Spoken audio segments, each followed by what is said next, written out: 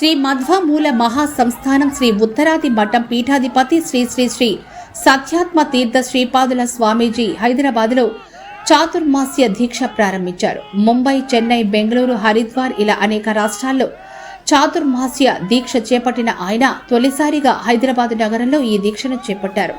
కాచిగూడలోని లింగంపల్లి శ్రీ ఉత్తరాది మఠంలో స్వామీజీ చాతుర్మాస్య దీక్ష 52 రోజుల పాటు సాగనున్నట్లు నిర్వాహకులు తెలిపారు.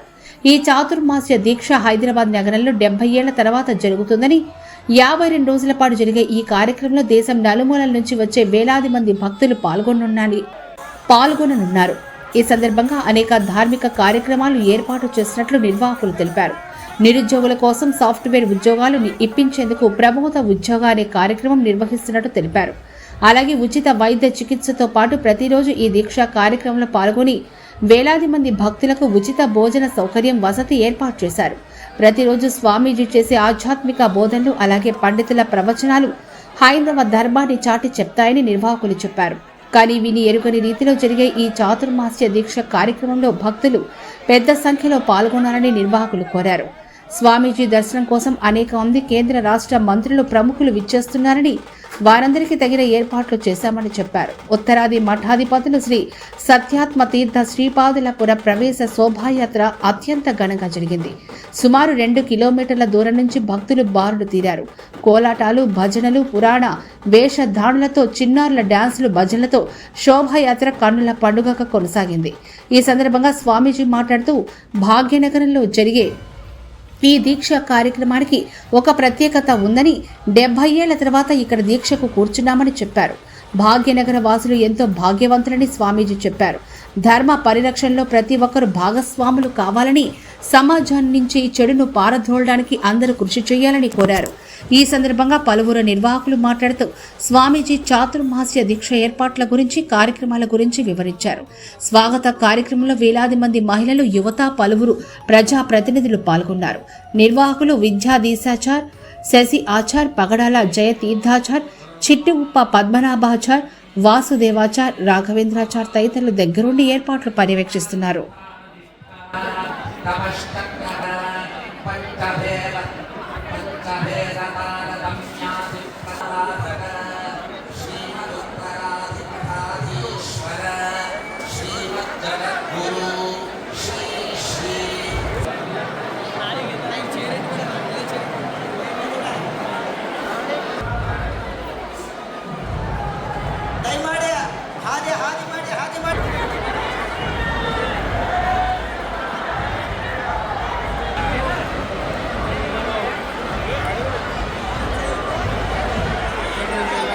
ఉత్తరాది మఠం నుండి మన భాగ్యనగరంలో మహాస్వాముల వారు అంటే ఉత్తరాది మఠ పీఠాధిపతులు చాతుర్మాస దీక్షను కైగొనబోతున్నారు.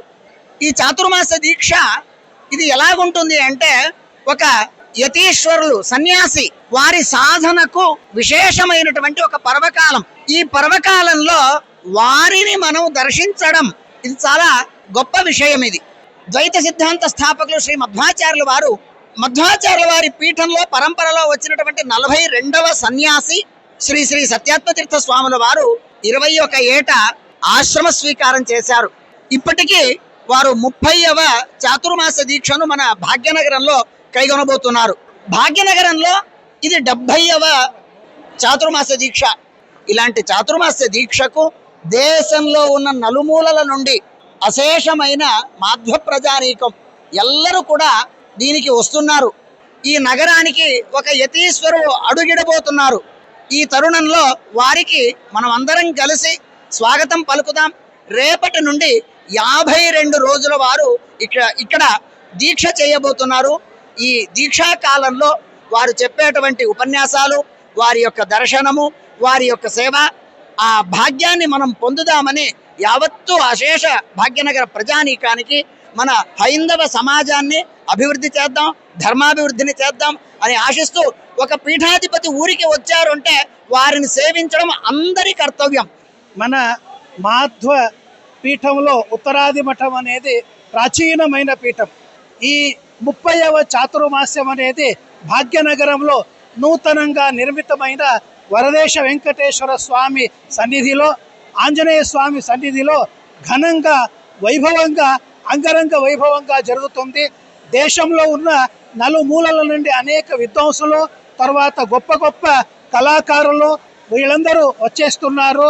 విద్వాంసుల ఒక విచార గోష్ఠి, ప్రవచనము, వాక్యార్థము ఇవన్నీ జరుగుతూ ఉన్నాయి. అంతేకాకుండా మహిళల నృత్యము, సంగీతము, దాసవాణి, ఈ కోలాటం అన్ని కార్యక్రమాలు జరుగుతున్నాయి. అంతేకాకుండా మన హైందవ సంప్రదాయంలో ఉన్న అనేకులకి ఉద్యోగానికి ఒక సదవకాశం కూడా ఈ సందర్భంలో ఉద్యోగ ప్రమోద ద్వారా, అదేవిధంగా మన హైందవ సంప్రదాయంలో ఉన్న నవ వధూవరులకి వివాహం చేయడానికి వివాహ కళ్యాణ వేదిక అనేది కూడా సిద్ధంగా ఉంది. ఈ సందర్భంలో ఈ చాతుర్మాస్యం యొక్క విశిష్టత ఏమిటంటే, దేశంలో కాకుండా విదేశాల నుండి కూడా అనేక భక్తులు ఈ భాగ్యనగరానికి వచ్చి తమ సేవను తమ భాగ్యనగరంలో ఉన్న భక్తులు మాత్రమే కాదు, ఈ ఆంధ్ర, తెలంగాణ ప్రాంతంలో ఉన్న ప్రతి ఒక్క మాధ్యులు దీని యొక్క సదుపయోగం పొందాలని నేను ప్రార్థిస్తూ ఉన్నాను.